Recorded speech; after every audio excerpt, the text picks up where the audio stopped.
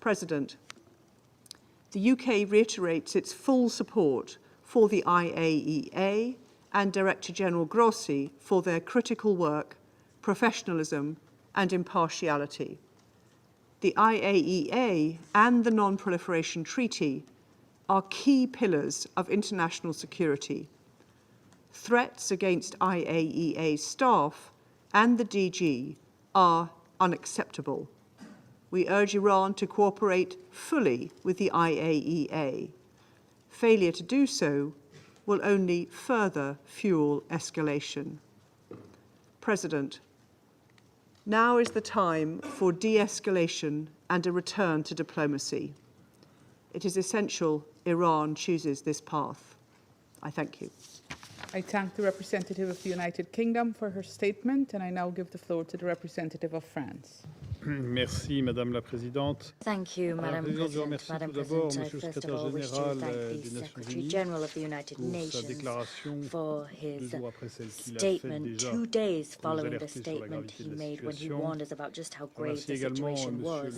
I wish to also thank the Assistant Secretary General, Mr. Miroslav Zięcia, and I thank the Director General for the International Atomic Energy Agency, Mr. Rafael Grossi. I thank them all for their briefings that bear witness to the extremely grave nature of the situation. Madam President, it is with concern that France learned of the strikes conducted by the United States against 3 nuclear sites in Iran.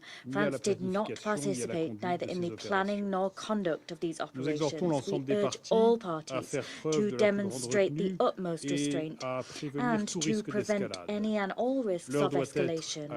Now is the time for strikes to cease, for de-escalation and for negotiation. Civilian populations must be spared at a time when strikes exchanged between Iran and Israel have produced too many civilian victims. We particularly call upon Iran to refrain from all reprisals, to cease its nuclear escalation and to opt for diplomacy, as we encouraged them to do on last Friday in Geneva. That was also the message conveyed by the President of the Republic, Emmanuel Macron, to his Iranian counterpart during a talk today. It is of imperative importance to guarantee the region's stability. The President of the Republic also spoke today with the Crown Prince of Saudi Arabia, the Sultan of Oman, the President of UAE and the Emir of Qatar to convey that we were fully engaged on this matter.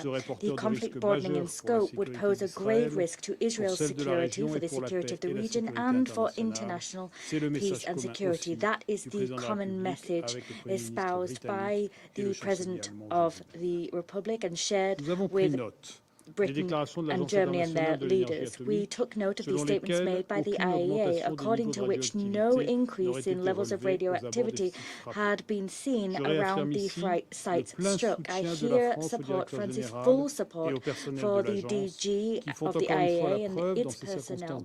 Once again, in difficult circumstances, the personnel and the Director General are demonstrating their professionalism and devotion. Iran must, as a matter of urgency, return to the path of full cooperation with the agency. Madam President, we've always affirmed that Iran must not and could not ever obtain a nuclear weapon. Iran acquiring such a weapon would constitute a threat for the security of Israel in the region. It would also pose a direct threat to the security interests of France and Europe and would imperil the international non-proliferation architecture.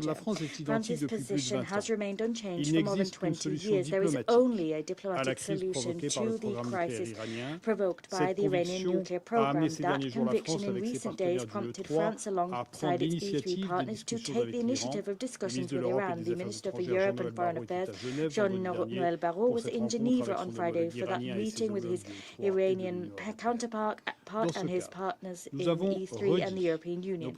In that framework, we once again voiced our concerns sparked by the Iranian nuclear program. The dangerous escalation of that program has been documented in recent years by IAEA. They said they were not able to assure its exclusive and peaceful nature. We reaffirmed our resolve to ensure that Iran never acquire a nuclear weapon in accordance with its obligations under the Non-Proliferation Treaty and the 2015 agreement commitments.